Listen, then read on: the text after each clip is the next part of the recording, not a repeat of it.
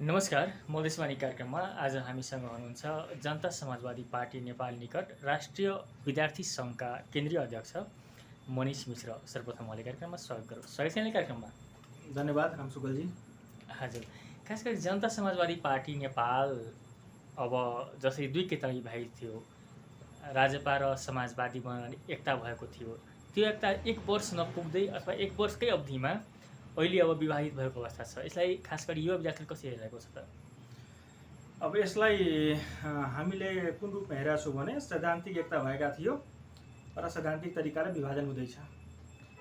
व्यवहारिक एकता कहिले पनि हामी महसुस गरेनौँ र भोलि विभाजन भइसकेपछि केही नयाँ नौलो या कहीँ अवरोध लगायत केही कुराहरू आउँछ भने हामी त्यसमा गएका पनि छैनौँ।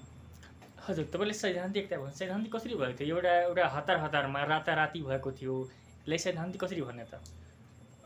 दुईटा मुद्दा मिल्ने पार्टीहरू थिए। त्यो पार्टीहरूको नेताहरूको बिचमा खास गरेर मधेसमा एउटा मजबुत पार्टी बनाउनुपर्छ। देशमा भएका जुन अहिले विभिन्न किसिमका गलत गतिविधि छन् त्यसलाई हटाउनका निम्ति एउटा वैकल्पिक शक्ति को जरुरी छ र त्यो वैकल्पिक शक्ति बनाउनुपर्छ। वैकल्पिक शक्तिको हिसाबले एउटा वैकल्पिक पार्टीको अगाडि बढाउनुपर्छ भन्ने एक किसिमको सोच थियो। त्यो सोचलाई पुरा गर्नका निम्ति भलै त्यो रातारात भएको थियो, तर त्यो सोच पहिलादेखि आएको सोच हो। तथापि त्यो सोचलाई पुरा गर्नका निम्ति एक किसिमको एकता भएको थियो। तर एकताको जुन तरिकाले एकता भएको थियो, जुन प्रक्रियाले एकता भएको थियो, जसरी एकता गरियो त्यो चाहिँ आफैमा अप्राकृतिक थियो। तथापि सिद्धान्ततः किन छ भने हामीले हाम्रा पार्टीले पूर्व राज्यपालले पहिला पनि भनेको थियो कि जोसँग मुद्दा मिल्छ, जोसँग विचार मिल्छ, जोसँग सिद्धान्त मिल्छ त्यस्ता पार्टीहरूसँग हामी एकता गर्न सक्छौँ, एकीकृत भएर अगाडि बढ्न सकिन्छ। त्यो तरिकाले त्यही मलाई के लाग्छ भने त्यही स्वरूपमा भएको थियो। तर अप्राकृतिक गठबन्धन भएको कारणले गर्दाखेरि टिक्न सकेन भनेर हामी महसुस गरिरहेका छौँ। हजुर, यो अप्राकृतिक कसरी भयो त? तपाईँहरूको मुद्दा एउटै थियो, प्रदेश दुईमा तपाईँहरूले एउटै पार्टी खास गरी गठबन्धन बनाएर प्रदेश दुईका जनतासँग मत माग्नुभयो, त्यो अनुसार सरकार बनाउनु भयो। तर फेरि त्यसपछि अब गतिविधिहरू जुन सुरु भयो, खास गरी तपाईँहरूको मतैकता किन एक हुन सकेन? जुन पार्टी सिद्धान्त, जुन सिद्धान्त थियो, सिद्धान्त त बिल्कुल फरक देखिन्छ तपाईँहरूको। अब यस्तो छ हेर्नुहोस्, प्राकृतिक र अप्राकृतिकको कुरा गर्दाखेरि प्राकृतिक भनेको हाम्रा दुवै पक्षका नेताका बिचमा छलफल हुनु पर्थ्यो, वर्गीय सङ्गठनका नेताहरूको बिचमा छलफल हुनु पर्थ्यो। ल ठिक छ, हामी एकता गर्दैछौँ है, हामी अब समाजवादी पार्टीसँग एकता गर्दैछौँ भनेर एक किसिमको बहस हुनु पर्थ्यो। त्यो बहस गर्दाखेरि के कुराले हामी अगाडि लिएर जाने, के कुरालाई छोड्ने, कुन कुरालाई एजेन्डा बनाउने, कुन कुरालाई हामी के भन्छ अवधारणा पत्रहरूमा राख्ने, कुन कुराहरूलाई विधानमा राख्ने, कुन विधानको प्रकृति के हुने, विधानको प्रक्रियाहरू कसरी अगाडि बढ्ने लगायतका कुराहरू बहस गरेर छलफल गरेर विधिवत तरिकाले भएको भए त्यो चाहिँ प्राकृतिक हुन्थ्यो। तर यहाँ कस्तो भइदियो भने सिद्धान्त मिल्ने पार्टी त भयो, हामीले उठाएका मुद्दाहरू, उहाँले उठाएका मुद्दाहरू केही हदसम्म मिल्ने पार्टी त भयो, तर भइदियो के भइदियो भने रातारात एकता गर्नु पर्यो। दुर्भाग्य या सौभाग्य जे भनौँ, त्यो बेलामा मधेसको लागि सौभाग्य के भयो भने एकता भयो, त्यो एउटा सुखद पक्ष थियो। दुर्भाग्य के भयो भने त्यो टिक्न सकेन। अब यसमा हामीले दुई तिनवटा कुरालाई जोड्नुपर्छ, किनकि जसरी जुन तरिकाले एकता गरियो, हामी अप्राकृतिक किन भन्दैछौँ भने त्यो एकता हाम्रो नेता माननीय मोहन ठाकुरजी धेरै उदार भएर गर्नुभयो। उहाँले के लाग्यो भने यस बेला चाहिँ हामीले भन्छ नि भिरबाट खस्ने गोरुलाई काँध थापिदिनुपर्छ, बाँच्यो भने कमसेकम बाँच्छ, मर्न दिनु हुँदैन भन्ने सोचमा पुग्नुभयो।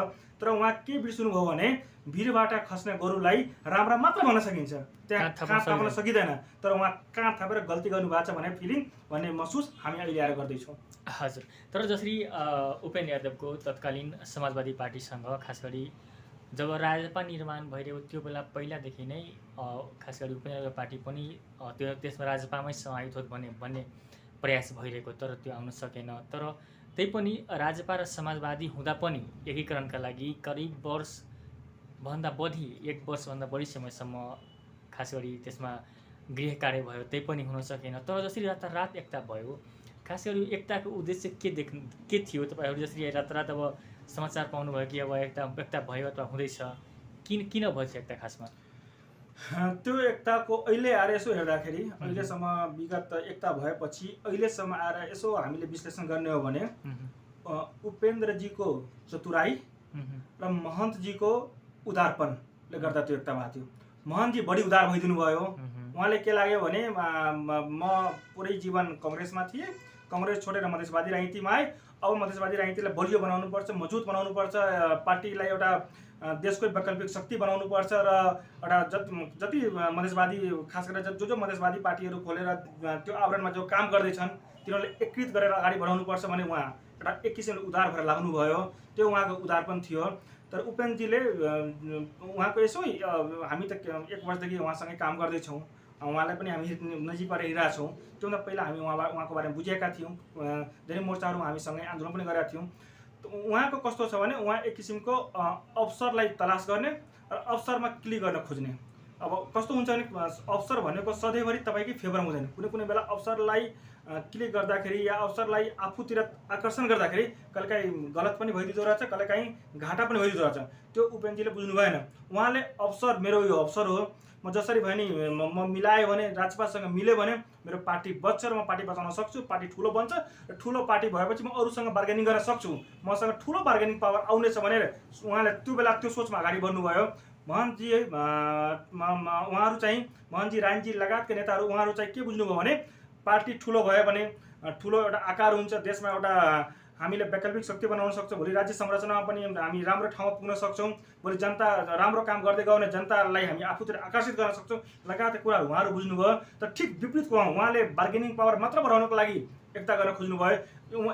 यतातिर चाहिँ हाम्रो महन्तजी राजनीतिहरू चाहिँ उहाँहरू बलियो पार्टी बनाएर कमसेकम हाम्रो भएका अल्पसङ्ख्यक छ, भएका जो पीडित समुदायहरू छन्, भएका जो के भन्छ जो समुदायहरू थिचिएका छन्, जो समुदायले ठाउँ पाएका छैनन्, तिनीहरूलाई अपलिफ्ट कसरी गर्न सकिन्छ, तिनीहरूलाई अगाडि कसरी बढाउन सकिन्छ, त्यो बढाउनका निम्ति हामी एक हुनुपर्छ, बलियो हुनुपर्छ। त्यसका निम्ति मधेसी, त्यसका निम्ति थारू, त्यसका निम्ति जनजाति, त्यसका निम्ति तपाईँको अल्पसङ्ख्यक जति समुदायहरू छन् सबैले एक ठाउँमा आएर अगाडि बढ्नुपर्छ। काठमाडौँका नेवार लगायत समुदायहरूको बारेमा उहाँहरू सोच्नुभयो। तर अहिले आएर यसो हेर्दाखेरि उहाँको सोचाइ एक ठाउँमा ठिक गइरहेको थियो। तर त्यसलाई उपेन्द्रजीले के गरिदिनु भयो, आफूले बार्गेनिङ गर्नका निम्ति यो पार्टी भनेको मेरो पार्टी हो, मैले जसरी चाहन्छु त्यसरी अरूसँग बार्गेनिङ गर्न सक्छु, म जे भन्छु त्यो पार्टीमा हुनुपर्छ, म जहाँ जे चाहन्छु त्यही पार्टीले गर्नुपर्छ भनेर जुन एउटा नीति अपनाउनु भयो त्यो नीति उहाँको यहाँ आएर कार्यान्वयन भएन। उहाँ चाहिँ अवसरको हिसाबले एक हुनुभयो, तर उहाँ चाहिँ यहाँ आएर फस्नुभयो। मैले अघि जुन भने कि अवसरको कुनै अपर्चुनिस्ट जो व्यक्ति हुन्छ वो भन्नको लागि हेर्नको लागि देखिन्छ, त्यो बडा कम समयमा धेरै ठुलो ठाउँमा गए जस्तो देखिन्छ। तर कहिलेकाहीँ यस्तरी तरिकाले फस्छन् कि फेरि त्यो मान्छेहरू उठ्न सकिरहेको हुँदैन। त्यसको ठुलो उदाहरण छ, केही दिनपछि तपाईँहरू पुरा आम नेपाली जनताले हेर्नेछन् कि उपेन्द्रजीहरू कुन ठाउँमा जाँदै हुनुहुन्छ र उहाँ कसरी गएर फस्दै हुनुहुन्छ र उहाँको अवस्था के हुनेछ भन्ने कुरा त्यो केही दिनपछि देखिने कुरा हो। तर हामी अहिले महसुस गरिरहेको छौँ, हामी हेरेर उहाँको जुन गर्ने तरिका छ त्यसलाई हामीले एक किसिमले भनौँ न फोकास्टिङ गरिरहेको छौँ कि उहाँको गलेको जुन तरिकाले उहाँ गइराख्नु भएको छ त्यो आफैमा उहाँ आफैमा गल्ती गर्दै हुनुहुन्छ र उहाँले गर्दाखेरि मधेसमा उहाँलाई जो सपोर्ट गर्ने समुदाय छन्, उहाँ जसको भोट लिएर अगाडि बढ्नु भएको छ, उहाँ त्यसको लागि पनि एक किसिमले कुठाराघात गर्दै हुनुहुन्छ भने हामी एक किसिमले फिलिङ गरेका छौँ, हामी महसुस गरेका छौँ। हजुर, तर उपेन्द्रजीहरू त मधेसका मसिहा हुनुहुन्छ, उहाँले कसरी गल्ती गर्नुहुन्छ त? मसिहा भनेको उपनाम समयले दिनु उपनाम हो। उहाँले मसिहाको उपनाम दिएको थियो मधेस आन्दोलनले, त्यसलाई उहाँले टिकाउन सक्नु भएको छैन। उहाँलाई अब मसिहा कसैले भन्दिनँ। आजसम्म बताउनुहोस् जुन व्यक्तिले उपेन्द्र यादव बनाए, एउटा टिचरबाट, एउटा भनौँ न मामुली भन्दा पनि एउटा नर्मल साधारण व्यक्तिबाट जसले उहाँलाई उप प्रधानमन्त्रीसम्म पुर्याए, त्यो व्यक्ति आज को छन् उहाँसँग तपाईँले अनुमान गर्न सक्नुहुन्छ।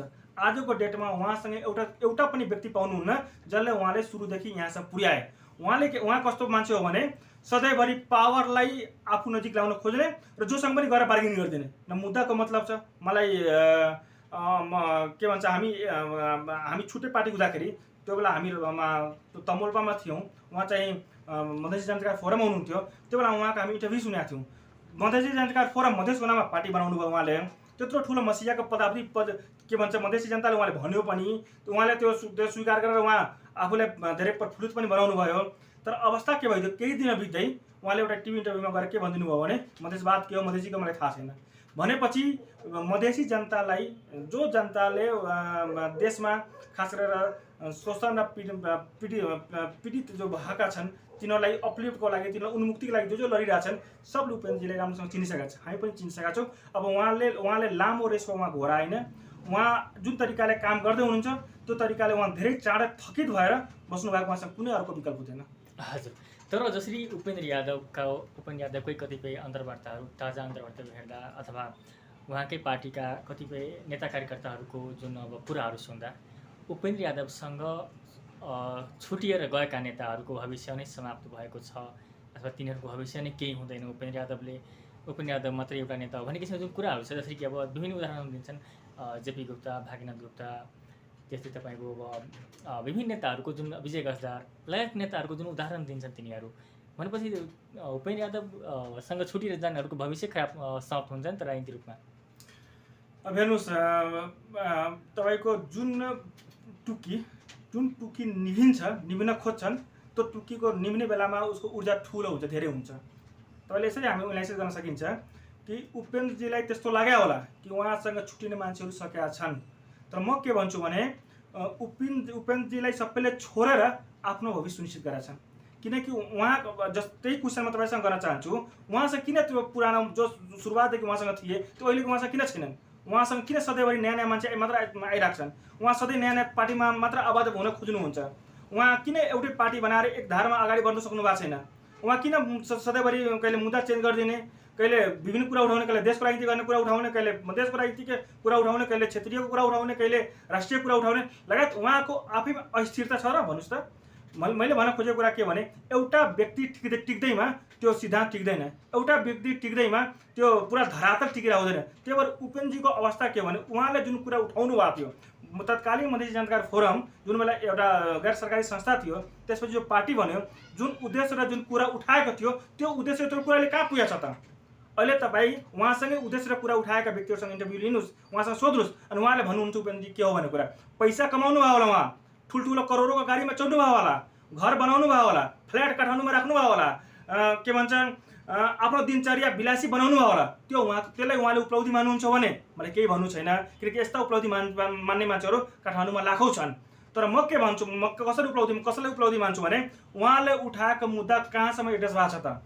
उहाँले उठाएको कुराहरू छन्, उहाँले उठाएका जुन सिद्धान्तका कुराहरू छन्, उहाँले उठाएको जुन विचार कुराहरू छन्, उहाँले उठाएको जुन नैतिकताका कुराहरू छन् त्यो कहाँ पुग्यो त? त्यसो हेर्दाखेरि उहाँ सधैँभरि एक किसिमको विखलनमा, एक किसिमको के भन्छ उतारमा, एक किसिमको धरातल कमजोरमा उहाँ पुगेको हामीले अनुभूति गरेका छौँ। जुन कुरा उहाँको कार्यदिशाले, जुन कुरा उहाँको व्यक्ति पहिलादेखि अहिलेसम्मको अवस्थाले तपाईँलाई चित्रण गरिरहेछ। हजुर, तर त्यस्तो थियो भने यो उपेन्द्र यादवको पार्टीसँग एकीकरण किन गरियो त? गर्नुपर्ने कारण के थियो? होइन, मैले अघि नै भने माननीय मोहन ठाकुरजी लगायत राजपाका जो नेताहरू हुनुहुन्छ, माननीय राजेन्द्र महतोजी लगायतका जो नेताहरू हुनुहुन्छ, उहाँहरूको एउटै धारणा के थियो भने मोहन ठाकुरजी पूर्व कङ्ग्रेसमा हुनुहुन्थ्यो, लामो समय कङ्ग्रेसमा हुनुहुन्थ्यो, 40 वर्ष कङ्ग्रेसमा हुनुहुन्थ्यो, कङ्ग्रेसमा ठुलै पदमा पुग्नुभएको थियो। कङ्ग्रेसले मधेसका मुद्दाहरूको सम्बोधन गराउन सक्दैन। कङ्ग्रेस लगायत भएका त्यो तत्कालीन जो पार्टीहरू थियो त्यो पार्टीहरूले मधेसका मुद्दाहरूलाई सम्बोधन गर्न सक्दैन। त्यो पार्टीले जनजातिहरूलाई, त्यो पार्टीहरूले थारूहरूको, त्यो पार्टीहरूले अल्पसङ्ख्यक मुस्लिम लगायतका जुन समुदायहरू छन् त्यो पार्टीहरूले जो भनौँ न एक किसिमको राज्यबाट टाढा भएका जुन समुदाय छन् तिनीहरूको मुद्दालाई सम्बोधन गर्न सक्दैन। त्यसको लागि हामीले वैकल्पिक तरिकाले अगाडि बढ्नुपर्छ र त्यसको लागि खास गरेर हामीले जुन मधेसका जुन पार्टी छन् त्यो मधेसका पार्टीलाई गोलबन्द बनाउनुपर्छ, त्यो मधेसका पार्टीलाई एक ठाउँमा ल्याउनुपर्छ, त्यो मधेसका पार्टीलाई बलियो बनाउनुपर्छ। अनि बलियो भएपछि दुईवटा कुरा हुन्छ कि हामी राजकीय सत्तामा हामी आफै पुग्छौँ, किनकि जनताले विश्वास गर्छ, हाम्रो सङ्ख्या वृद्धि हुन्छ, हामी अगाडि त्यहाँ पुग्छौँ। नत्र भने जो सत्तामा जुसुकै गए पनि हामी बलियो भएको खण्डमा चाहे सडकबाट होस् चाहे सदनबाट होस् हाम्रो बार्गेनिङ पावर ठुलो हुन्छ। हामी सरकार सत्ता, राज्य सत्तालाई कुनै पनि बेला हामी झुकाउन सक्छौँ र हाम्रो मागलाई सम्बोधन गराउन सक्छौँ। त्यो गर्नका निम्ति हामीलाई बलियो हुनुपर्छ, हामी एकडिका हुनुपर्छ, हामीसँग मुद्दा मिल्ने, हामीसँग सिद्धान्त मिल्ने, हामीसँग विचार मिल्नेहरूको गोलबन्द हुनुपर्छ। त्यो गोलबन्दको नीति अनुसार उपेन्द्रजीलाई उहाँले अपनाउनु भएको हो। तर उपेन्द्रजीलाई अपनाउँदाखेरि जुन किसिमले उहाँ अपनाउनु भयो, राति 12 बजेसम्म सम्झौता भयो, त्यसलाई हामीले अप्राकृतिक, त्यसलाई हामी पार्टीमा पनि भन्यौँ तपाईँले अपनाएको कुरा सही हो, तर त्यसको लागि अलिकति मेहनत गर्नु पर्थ्यो, अलिकति होमवर्क गर्नु पर्थ्यो, अलिकति लेयर बाई लेयर कुराहरू पनि गर्नु पर्थ्यो। अनि बल्ल उहाँलाई थाहा हुन्थ्यो कि हामी किन आयौँ, उहाँलाई हामीले भनौँ न भिरबाट खस्ने गोरुलाई काँध थाप्दियौँ, अवस्था के हो भने हामी आफैले मार्नतिर उहाँ लाग्नुभयो। उहाँले बचाउन हामी गयौँ, अहिले हामीलाई उल्टै मार्न खोज्नु भएको छ, उल्टै तपाईँले धकेल्न खोज्नु भएको छ। अवस्था त्यो भयो। त्यही भएर हामी पार्टीमा पनि छलफल गऱ्यौँ, तर पार्टीले लास्टमा निष्कर्ष के निस्क्यो, होइन यो मान्छे भनेको अवसरवादी मान्छे हो, यो मान्छे भनेको कसैलाई हित चिताउने मान्छे होइन, योसँग अहिलेसम्म कुनै पनि पुराना दोष छैन, कुनै पनि मित्र छैन, सधैँभरिलाई नयाँ नयाँ मान्छेहरू चाहिन्छ, सधैँभरि नयाँ नयाँ पावर चाहिन्छ, सधैँभरि नयाँ नयाँ तरिकाले मान्छे हिँड्ने मान्छे हो, सधैँभरि नयाँ घर खोज्ने मान्छे हो, सधैँभरि नयाँ मान्छेहरूसँग सङ्गत गरेर भनौँ न एक किसिमले हामीले जुन एउटा भन्छ नि पोलिटिकल फ्रन्टेज गर्ने मान्छे हो। त्यो भएर यस्तो मान्छेहरूसँग अब बस्नु हुँदैन भनेर पार्टीले आफ्नो धारणा क्लियर गरेर पार्टी आफ्नो तरिकाले अगाडि बढ्दैछ। हजुर, भनेपछि तत्कालीन राजपा र समाजवादी बिच एकता गर्नु खास गरी मोहन ठाकुरजीबाट गल्ती भएकै हो। मोहन ठाकुरजी बढी उदार हुनुभएको, म उहाँलाई गल्ती भन्दा पनि बढी उदार हुनुभएको छ। त्यो यति उदार पनि पोलिटिक्समा राम्रो हुँदैन, जुन कुरा अहिलेको समयले देखाइरहेछ। तर उहाँले दूरदर्शी रूपमा उहाँले भविष्यमा के हुनसक्छ, जसरी उपेन्द्र यादवको भविष्य, खास गरी उपेन्द्र यादवको जुन अब चरित्र उहाँले थाहा पाउनु भएकै थियो विगतदेखि अहिलेसम्म। 1 वर्ष भर्खरै एकता भएको थियो गत वैशाखमा, 76 वैशाखमा। भनेपछि उहाँले खास गरी उपेन्द्र के गर्न सक्छन् अथवा एकता गरेर हामीले के पाउन सक्छौँ भनेर खास गरी मोहन ठाकुरजीले त्यो किसिमको सोच्नु भएन त्यति बेला। अब हेर्नुहोस्, उहाँको सोचाइ, उहाँको बुझाइ दूरदर्शी नै थियो। उहाँले सोच्नु, मैले होइन भने उहाँले भविष्यको हिसाबले बलियो हामी हुन्छौँ, हाम्रो सङ्ख्या हाउसमा सङ्ख्या अहिलेको जुन सङ्ख्या छ त्यो सङ्ख्यामा निर्णायक भूमिकामा पुग्छौँ, हाम्रा जुन मुद्दाहरू मागहरू हाउसमा छ केही मुद्दाहरू सरकारबाट पुरा गर्नुपर्ने छ त्यो गर्न सक्छौँ भनेर उहाँ अहिले लाग्नुभयो। किनकि अहिलेको सङ्ख्या हेर्दाखेरि हामी कमजोर थियौँ, दुईवटा पार्टी त झन् कमजोर थियौँ। एक पार्टी एक ठाउँमा हुँदाखेरि हामी तेस्रोमा थियौँ, पछि माओवादी फुटेपछि हामी चौथो भएका हौँ। यो हामी कमजोर छौँ र कमजोरमा दुईवटा कमजोर हामी मिल्यो भने सङ्ख्याको हिसाबले हाम्रो राम्रो भनौँ न एड्रेस गराउन सक्छौँ भने उहाँको एउटा नेक उद्देश्य थियो। तर नेक उद्देश्य हुँदाहुँदै पनि जसलाई लिएर हामी अगाडि बढिरहेछौँ, जसलाई लिएर हामी अगाडि बढ्न खोज्दैछौँ, उसको मनभित्र के छ भन्ने कुरा बुझिरहेको हुँदैन मान्छेले। जस्तो महात्मा गान्धी बडा इमान्दार हुनुहुन्थ्यो, तर उहाँलाई गोली हान्ने मान्छे को थियो? उहाँकै राइट ह्यान्ड थियो, उहाँकै अङ्गरक्षक थियो। अब मेरो अङ्गरक्षकले मलाई गोली हानिदिन्छ अनि म मर्छु भनेर महात्मा गान्धीले सोचेको भए उहाँ त राख्नुहुन्थेन। तर संयोग त्यस्तो भइदियो। भनेपछि कस्तो हुँदो रहेछ भने कुन बेला कसले के गर्छ, कसको मन के हो भन्ने कुरा थाहा हुँदैन।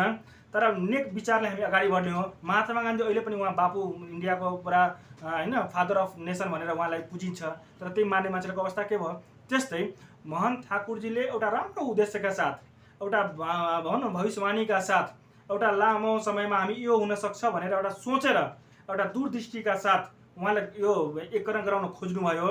तर उहाँलाई नै सिधाउनका निम्ति जुन एउटा प्रपञ्च रसिया थियो पार्टीभित्र, जसपाभित्रै भनौँ न, त्यो प्रपञ्च उहाँले त्यो बेला बुझ्न सक्नु भएन। तर अहिले बुझाएको छ र कालान्तरमा थाहा हुनेछ कि को कतिको के हो भन्ने कुरा, को नेसनको लागि राम्रो हो, को चाहिँ मधेसको लागि राम्रो हो, को चाहिँ अल्पसङ्ख्यक या सीमान्तकृत समुदायको कुरा उठाउने र एड्रेस गराउने मान्छे हो, र को चाहिँ यसलाई अवरोध गर्ने मान्छे हो, को चाहिँ यसलाई घात गर्ने मान्छे हो, को चाहिँ यसलाई पछाडि धकेल्ने मान्छे भन्ने कुरा त्यो समयले कालान्तरले बताउनेछ। हजुर, अब जसरी कि उपेन्द्र यादव लगायत उहाँका जुन समर्थकहरू अथवा उहाँका नेताहरूको जुन दाबी हुँदै आएको छ कि उपेन्द्र यादवसँग छुटिने मान्छेहरू अथवा उपेन्द्र यादव छुटेर गएका मान्छेहरूको राजनीतिक भविष्य नै समाप्त हुन्छ अथवा भएको छ भन्ने दृष्टान्तहरू दिन्छन्। भनेपछि खास गरी अब उहाँसँग छुटिने जुन तपाईँको पूर्व राज्यपाल कतिपय नेताहरू उता पनि जानुभएको छ, उताका यता पनि आउनुभएको छ, भनेपछि यताका नेताहरूको भविष्य कतिको सुरक्षित हुनुहुन्छ त? जुन बेला उपेन्द्रजी विराटनगरमा आफ्नो जीविकोपार्जन गर्नका लागि सङ्घर्ष गर्दै हुनुहुन्थ्यो, त्योभन्दा पहिला राजपामा भएका मान्छेहरू नेता भइसकेका थिए।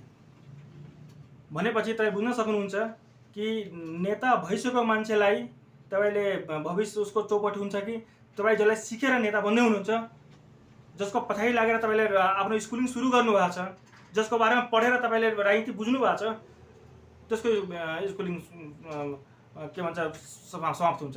त्यो भएर बडा बुझ्नुपर्ने कुरा के हो भने राजपाभित्र एक से एक सिनियर नेताहरू छन्, एक से एक बौद्धिक नेताहरू छन्, एक से एक विद्वान नेताहरू छन्।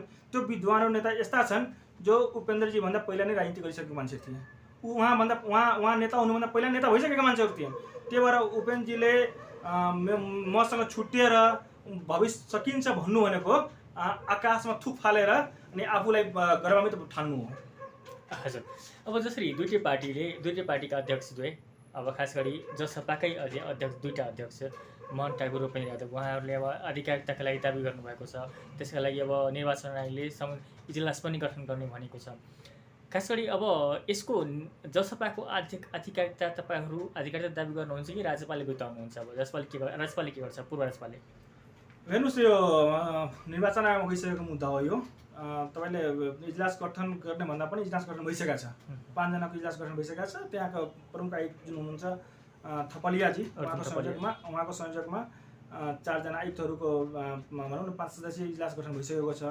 र इजलासमा मुद्दा भएको कारणले गर्दाखेरि यसमा हामीले आधारिकता यो त्यो भन्दा पनि हामी के बुझिरहेछौँ कि आधारिकता हामीसँगै हुन्छ। किनभने हाम्रो अध्यक्ष पहिलो अध्यक्ष हो, उहाँले निर्णय गर्ने निर्णय जसपाको निर्णय हुन्छ र तमाम विधि प्रक्रियाहरू पुरा गरेर पार्टी अगाडि बढेको छ।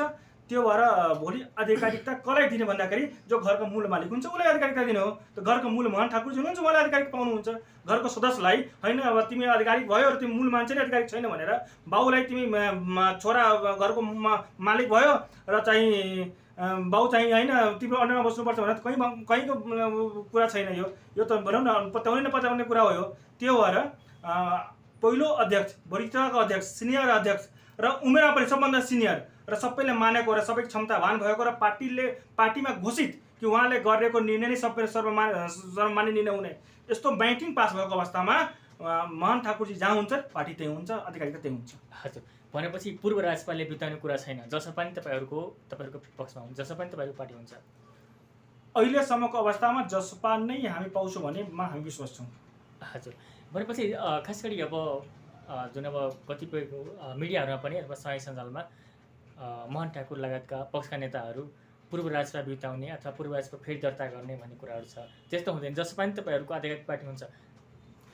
हेर्नुहोस्, अब मिडियाले त जे पनि लेखिदिन्छ। मिडियालाई त अब यस्तो कुरा चाहियो कि जसले साथीहरूले मन पराओस्, हेर्न मन पराओस्, सुन्न मन पराओस्, होइन त्यो तरिकाले मिडिया लेख्या होलान् या सबैको आफ्नो प्रेडिक्सन हुन्छ। तर हाम्रो पार्टीभित्रको जुन छलफल भइरहेछ, जुन छलफलमा हामी पनि सामेल हुन्छौँ, त्यो छलफलले गरेको निर्णय के हो भने, त्यो छलफलले गरेको अठोट के हो भने हामी चाहिँ जसपा नै हाम्रो आउँछ, जसपा नै हाम्रो आधिकारिकता हुन्छ र जसपा हामीलाई नै आउँछ। किनकि हामीले जे काम गरेका छौँ सबै विधिसम्म तरिकाले हामी अगाडि बढाएको छौँ र निर्वाचन आयोगले पनि विधि प्रक्रिया अनुसार अगाडि बढ्ने भएकोले उहाँले हामीले हाम्रो कुराहरूलाई नै मानेर अगाडि बढ्नुहुन्छ भने हामी त्यसमा अहिलेसम्म विश्वास छौँ।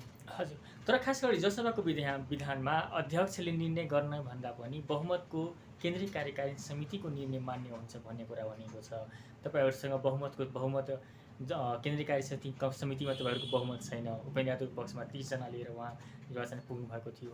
तपाईँहरूले कसरी मान्यता दिन्छ? अध्यक्षले मात्रै निर्णय गर्न सक्छ त? म भन्छु नेपाली जनता सबैले मलाई नै भोट दिन्छ भनेर हुन्छ कि तपाईँ चुनाव गरेपछि थाहा हुन्छ कि मलाई कतिको भोट दिन्छ भन्ने कुरा। जबसम्म कार्यकारिणीको बैठक हुँदैन पार्टीमा, जबसम्म कार्यकारिणीको मिटिङ हुँदैन, जबसम्म कार्यकारिणीभित्र भोटिङ हुँदैन, तबसम्म थाहै हुँदैन कि कसको बहुमत छ कसको अल्पमत हो। अहिलेसम्म भनौँ न हाम्रो पार्टीमा अहिलेसम्म कार्यकारिणीको बैठकले यसको पक्षमा बहुमत छ र यसको पक्षमा अल्पमत छ भन्ने कुरा निर्णय भएको छैन।